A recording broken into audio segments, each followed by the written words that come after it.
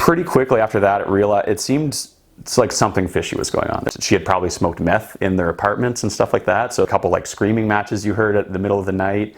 And then when she left, there was like the remote controls were missing. There was a bunch of towels that had gone missing, some burn holes in the sheets. So I think she had been smoking up here. So I'd like to build upon that, because that probably sounds really scary for some people, and other people that are landlords probably feel like that sounds like a Saturday. Yeah. What is up, you guys? Matt McKeever here, and I'm coming to you from my old apartment. So I'm really excited to share this with you guys. If you haven't seen the previous videos, my business partner, Adam Steeper, this guy right here, we converted my old apartment into an Airbnb. Now, Adam's the one that actually did all the converting and day-to-day management. That's why we're having him on the show. So he's going to break down for us. It's been about 5 full months now. 5 full months. We're in our 6th month right now. Yep. Yeah. It's been going pretty smoothly.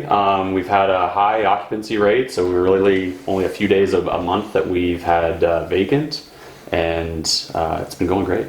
So I know you guys love numbers, so I'm going to talk about them just at the top here, then we'll do a quick tour, then we'll dive deep into the numbers at the end of the video. But high level, we figure what, maybe $1,400 a month would be 13 for market rent at the high end, right? And we're probably averaging a little bit closer to like 23 or 2,400 right now.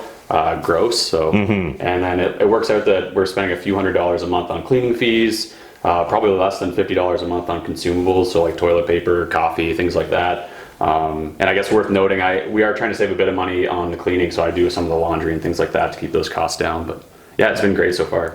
So yeah, and we also, Adam and his mom also furnished it really on a limited budget, which was fantastic, and something that I really want to hit home for you guys. You can spend a ton of money furnishing your Airbnb, or you can just spend the bare minimum. And so we actually used a lot of furniture from both of our apartments to begin with, and then a lot of found items. But let's do the tour and let's check it out. Start with the kitchen. Perfect, yeah, let's do it.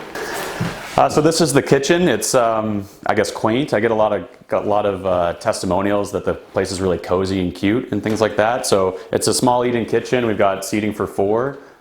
We do rent out up to 5 people because we do have a couch that we allow people to crash on, but yeah, fairly basic kitchen. Not too much to say about here. A lot of this was in the current state that it was when Matt lived here, so aside from a fresh coat of paint, that's really all we did in here, some new furniture and things like that. So I guess maybe one thing worth noting in the living room is the pantry. We have a pantry closet. It's actually locked. So this is one that we actually store all the Airbnb goods in. So this is all the consumables, the cleaning, you know, big containers of soap from Costco and things like that. So my cleaner just has a key, keeps you know, people from taking hordes and hordes of toilet paper with them and things like that. So yeah. So we come back out to the landing here. We have our book nook thing that we had a friend build for us a few years when we took over the property, and we've got it kind of just decorated with a bunch of stuff my mom had laying around. And I think what's just nice about this or anything like it is just like having some sort of accent piece, something you can point to. Like a lot of people just, they want a reason to brag about something, right? So like when you come into this Airbnb, you can take a photo and just be like, oh, I love this book nook. And it's a way for you to brag on social media to your friends or family about what a cool Airbnb you're staying at. I think we're going to see a lot more of that in the future, and needing some sort of feature, some sort of tentpole item for people to really latch onto. Yeah, that's a great point. And again, those testimonials that we get, you can see like the sun shining in right now. This unit is so bright with natural light, and it's breezy and it feels warm, so like it shows really well, and that reflects in my reviews that I get. But so we did put laundry in. This wasn't here when Matt was here. It used to be just a small closet, so this is a nice touch. It gets referenced in testimonials all the time, or reviews rather, that is, you know, handy to have laundry that they can do here. Into the bathroom, not too much to say here. It's a bathroom. It's got all the amenities. We get compliments on like having extra toilet paper. We've got a soap dispenser in our shower, so that's something actually Phil Weibo had mentioned when he toured this apartment back in the day. So that's where we started with, and then I guess we'll walk through to the bedrooms. So here we have the master bedroom. Not too much has changed here since the last time we toured through the apartment. Aside from like we bought an extra sets of sheets, I did buy new mattress covers. I had a few reviews that had mentioned we had like really cheap plastic mattress protectors before. So that's really the only big thing that I've changed, and we're talking about maybe $100. I bought 2 sets of mattress covers so we can kind of have them swapped out at a regular basis. But I mean, you'll notice some of the features we have, like just old barn doors for headboards and stuff. So this is kind of an example of, you know, the shoestring budget that we use to kind of build this place out with. And we get compliments all the time. It's really quaint. nice, warm and cozy and stuff like that. So people seem to like it.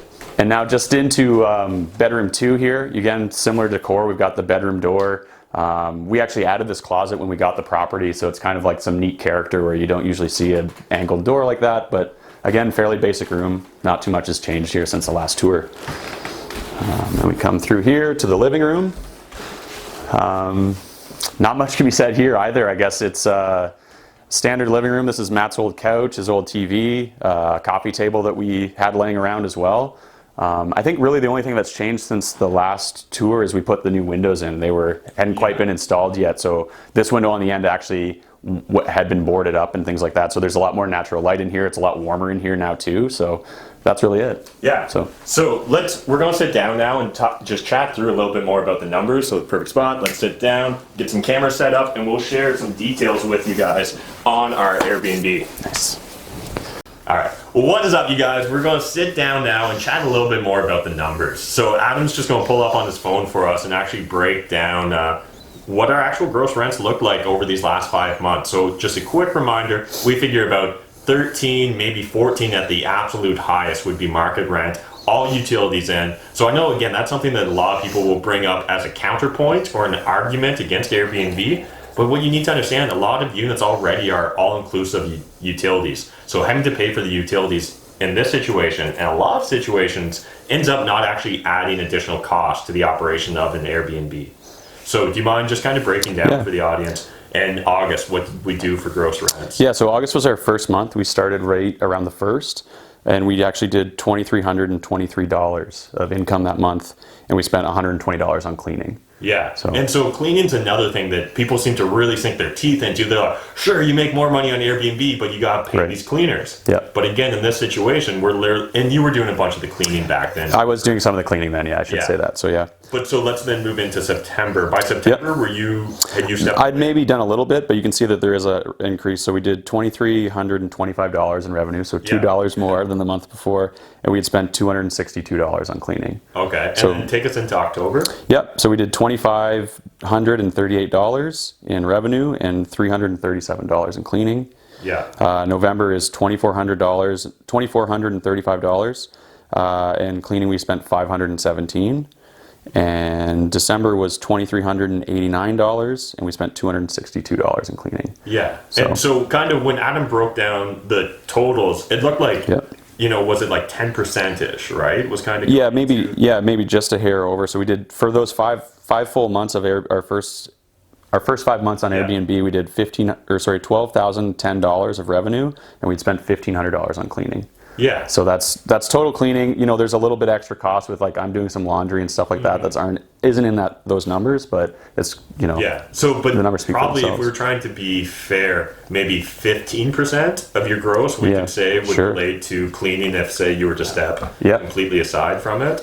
And so at the end of the day, even take that $2,300 average or $2,400 a month average, take 15% off, and we're still far ahead of where we'd be otherwise. Yeah. And so from your perspective, Adam's been a landlord for quite a while, so he's familiar. We've had student rentals, which are considered some of the more higher management, higher paying gas factor properties. Yeah. How does Airbnb compare to a student rental or the other rental properties? I mean, I've mainly only seen benefits, to be honest. So there's a few key features to that is just the high turnover rate. So I have a cleaner coming in here every few days. I can pop up here in between those cleanings. I can make sure that the unit's in good shape. We've had tenants in the past that stay for 1-2 years, and we get in there and it needs weeks of recovery in terms of monetary, painting, cleaning, all those things. So that's something that I see, is that just the quality of the unit stays to a higher quality overall. If you end up getting a bad tenant, you're chasing them down for rent. Maybe they're loud and noisy and things like that. Right now, if I get a bad Airbnb guest or someone that's loud, because I do live downstairs, they're usually only here for 2 or 3 days. So it's quite tolerable. Again, the benefit of not having to chase a tenant down for rent money versus every 3 days we're getting deposits into our bank account and things like that. So just not having to chase people for that, and not even having to just deal with the Ontario Tenancy Act and all of its strength that it gives the tenants, that it retracts from the landlords, is just something we don't need to take into account. So we don't allow stays longer than 2 weeks. My understanding is as long as it's 28 days or less, then the Ontario Tenancy Act doesn't take effect. So, I'm sure everyone's heard nightmare stories out there, and just like it seems that we can avoid a lot of those nightmare scenarios with Airbnb. So Adam actually brought up a perfect point I want to segue to. So Adam actually lives right below this unit. And so again, I think a lot of people immediately would think, oh my God, there's no way I could live below an Airbnb because all I'm ever going to hear is crazy parties going on. Yeah. So like, what's actually the worst thing that's happened to you as living below? Not the worst thing to happen in the Airbnb. Yeah, sure. Honestly, not much. We'll get a few guests that are a little bit stompy with their feet, or you can tell they wear their shoes in the unit. Things like that. It reverberates down. There's a lot of hardwood floor, so a lot of the sound travels down through pretty easily. That's probably the worst of it. There was once we had a group of college kids come back for their graduation. I was a little concerned because there was 5 of them renting it out, and it was, I just do a little bit better vetting process. I think I just kind of flush out and make sure they're not having a party. They were having a party here for sure. I went from, there was kids coming down. I lived down the main floor, so there's people knocking on my door with a case of beer, like, oh, is there an Airbnb here? And that was probably really the worst of it, but it turns out they were just doing some pre-drinking before they went out. It was like you could hear a cricket after like 9:30. So they partied here for like an hour or two. It was super loud. There must have been like 20 people up here. They all left and none of them came back. It was whisper quiet. And so like next day, did you actually notice like damages? Was there any? No. I mean, I just, my cleaner came up here and cleaned. She didn't mention anything notable. So they were actually really respectful and just needed a spot downtown for a few drinks, I think, before they went to the bar. So not a bad story overall. And so let's dive into, everyone wants to hear the absolute craziest horror story. They want to hear about how the house burned down, insurance wouldn't cover it. What's the worst that's actually happened in our We've been lucky. I've heard some of Phil's stories and things like that. We definitely haven't experienced anything like that. Probably the worst was, I think it was our second or third guest. She was from London, was in between apartments, apparently was the story I got. She stayed here for 2 weeks, which is, again, the longest I allow any guest to stay. I don't think we've had a guest stay here for 2 weeks since then.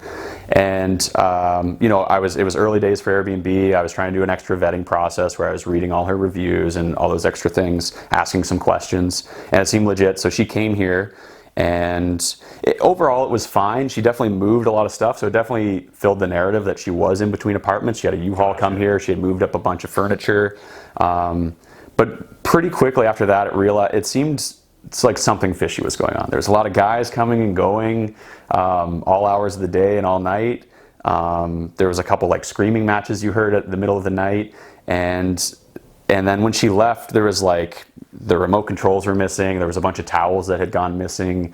Some of the decor items had gone missing. She'd actually messaged me back and said that, and returned the remote controls at least, thankfully. I was like, I'm pretty sure this is mine. This was all gone and stuff, and she messaged me back hours later, and I think it's because she had some of her friends come help her move her out, so like they were grabbing everything, and I guess post-inspection, when she had left the unit, there was like some burn holes in the sheets, so I think she had been smoking up here. And so that was like a little bit disturbing. And actually after that, I went and reread her reviews. So there had been reviews posted after I had accepted.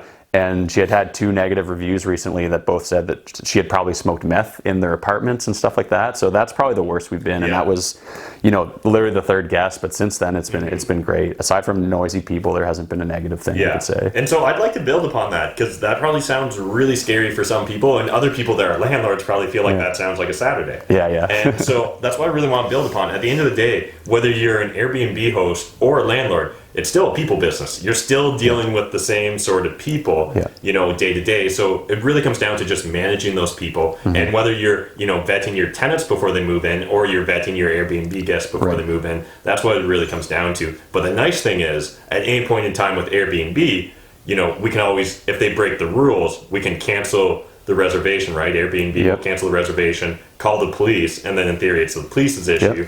Where if this was a rental unit and she was, say, smoking meth in it or doing all sorts of other activities that as a landlord you maybe don't want occurring on your premise, you're literally, there's nothing you can do. It's their personal space. You're not allowed to infer. And the benefit too of the safety deposit too. Yeah. So we can collect that on Airbnb. You can't, through the Ontario Tenancy Act, ask There's for a no safety damage deposit. deposit. Exactly. Yeah. So we have a little bit extra a little protection. bit more recourse. Yeah. But for yeah, sure. at the end of the day, guys, this is what I want you to really take home. That Airbnb is just a subset. It's a niche of being a landlord. So we still need to use a lot of the same principles, a lot of the same ideas, but I think it's very attractive, particularly in markets or jurisdictions like, Ontario, Canada, Quebec, or California that are very tenant friendly, that a lot of us landlords, we need to look more at Airbnb, not only to increase our profits, not only to increase the fluidness of our operations, but even more so to make a statement towards regulators that are the ones creating these way too tenant-friendly rules that actually disincentivize us landlords to continue being landlords. And I think that's going to continue to be a common trend in 2019. We're going to continue shifting over other units in our properties to Airbnb, and we're actually going to check out another one after we wrap up shooting this video. I'm really excited to bring that to you guys. If you enjoyed this video, if you like this video, if you like what I'm trying to do with my channel, smash that like button, hit the subscribe button if you're new to my channel, and otherwise, I guess they can follow along with Adam on Instagram. Yeah, you can follow me on Instagram. It's A-Steeper is the account. And so one of the things you can look forward to, Adam's right now renovating a Sprinter van. Yep. And so recently we just had Angie on my channel talking about her desire to live that van life. I think there's a lot of people on my channel that love that van life. So why not check it out on his Instagram? Yeah, let's do it. So anyways, until next time, guys, remember, making money is a team sport. There's more than enough money in this world for us to all make it. But if you're not saving it, what's the point? Thanks, guys. Bye.